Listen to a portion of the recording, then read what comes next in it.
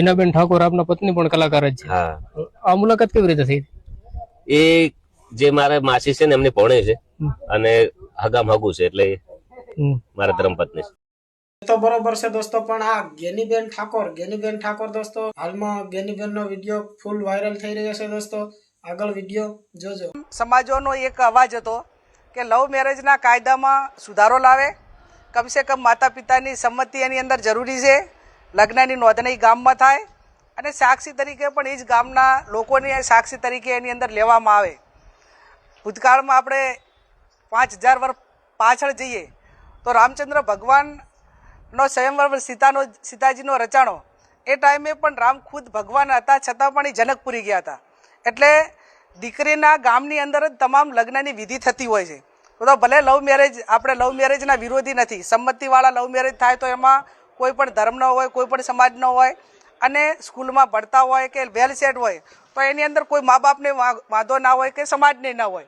પણ મેં કીધું એમ કે ક્રિમિનલ લોકો દીકરીઓને ભગાડીને ખોટી રીતે લગ્નમાં ફસાવતા હોય છે અને એનો અંજામ ખરાબ આવે છે. એટલે આજે વિધાનસભામાં બિલ લાવ્યું તે બોલવાનું તો બોલી ગયા છે દોસ્તો, પણ જે આ ભાઈ અત્યારે વિડીયોમાં જે બોલી રહ્યા છે દોસ્તો તે સાચું છે કે ખોટું છે દોસ્તો, આપણે તેના વિડીયો પરથી જ કમેન્ટ કરવાની છે દોસ્તો અને આ વિડીયોને શેર કરવાનો છે. ત્યારબાદ ગબ્બર ઠાકોર પણ એમને શું બોલ્યા.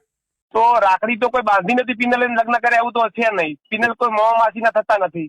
એ અમારે એવા કોઈ સગાના લગવા ખાલી એક સમાજના છે એ રીતે અમે લગ્ન કર્યા છે. પછી બાકી સોશિયલ મીડિયામાં જે લોકોને જે કેવું હોય કહી શકે છે.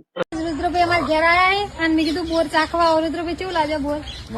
કેટલા ખાઈ ગયા ફરી વેડ્યા ખાવા હોય તો આવી જાજો 15 દિવસમાં કે બોર પતી જાય. ઉલી રાહે તો નહીં મળી. રુદ્રભાઈ એમ કે હું બીજી વાર આવશે.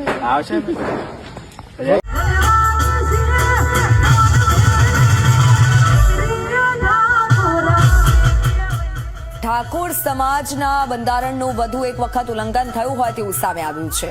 બનાસકાંઠા બાદ હવે પાટણમાં આ ઘટના બની છે. પાટણમાં ઠાકોર સમાજના બંધારણનું ઉલ્લંઘન થયું છે. બંધારણનું ઉલ્લંઘન થયું તેવું સામે આવ્યું. મગનજી ઠાકોરે સમાજના બંધારણનું ઉલ્લંઘન કર્યું છે. લગ્નમાં ડીજેના તાલે ગરબાનું આયોજન કરાયું. સાતલપુર તાલુકાના કોરડા ગામ ખાતે લગ્ન પ્રસંગ યોજાયો હતો. કોરડા ગામના યુવા સરપંચ કુમકુમ ઠાકોરના લગ્ન હતા.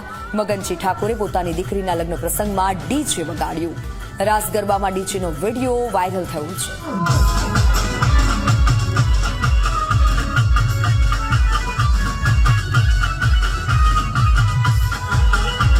સાંસદ ગેનીબેન ઠાકોર જે અભ્યુદયના કાર્યક્રમમાં પણ સંમેલનમાં પણ ઉપસ્થિત હતા મંચ પર અને એમણે બંધારણને લઈને મોટી વાત કરી હતી, ટકોર કરી હતી. અને આ એ જ ગેનીબેન છે જેમના અત્યારે ફોટોઝ અને વિડીયો સોશિયલ મીડિયા પર વાયરલ બની રહ્યા છે.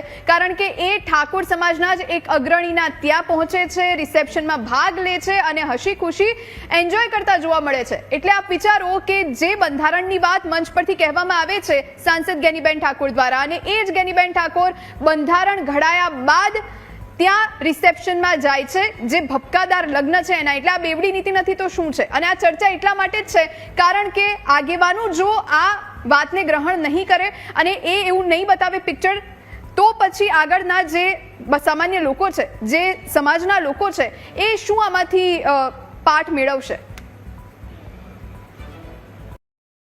ત્યારબાદ આપણે એક ગેનીબેન ઠાકોરનો પણ વિડીયો જોશું દોસ્તો, અને ગેનીબેન ઠાકોરનો વિડીયો દોસ્તો જોઈને તમને વિચાર કરવો પડશે દોસ્તો કે ગેનીબેન શું બોલ્યા છે દોસ્તો. ત્યારબાદ વિડીયો જોવો. દીકરીની જવાબદારી ઘણી બધી જાય છે ત્યારે હું તમને બતાવીને તમામ સમાજને ખાતરી આપું છું કે આ ભેટાની મર્યાદા શું છે, એની શાન માન શું છે, એની સંસ્કૃતિ શું છે, કે જીવું ને જાગવું ને ત્યાં સુધી આ તમારી ભેટાની આબરૂને દવા દઉં એની હું તમને બધાને ખાતરી આપું. હું વિધાનસભામાં જ્યારે રાજીનામું આપવા ગઈને ત્યારે આનંદ, એટલો આનંદ કે મારું રાજીનામું, આપણે સાહેબ કહેતા હતા એમ કે રાજીનામું ચોરી ચૂપીથી દાદા આપવા માટે, અને આ તો ઢોર વગડાઈને ફટાકડા ફોડ્યા, બુકે લાવ્યા અને બધા કાર્યકરો હાજર રહ્યા.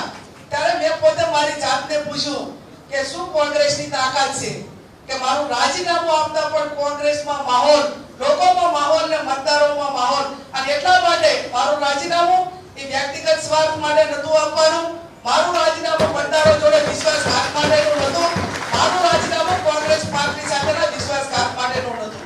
અને ગૌરવવંતું રાજીનામું હતું હતું ત્યારે એનો જે હરખ હોય એ પણ અલગ પ્રકારનો હતો અને એટલા માટે કરીને અમિતભાઈ અને એમણે વિધાનસભામાં પણ સન્માનનો કાર્યક્રમ રાખ્યો અને એમણે કીધું છે કે ભલે પણ તમે અત્યારે મને લોકસભામાં મૂકો પણ એક વખત પાછી ગુજરાત વિધાનસભામાં આવી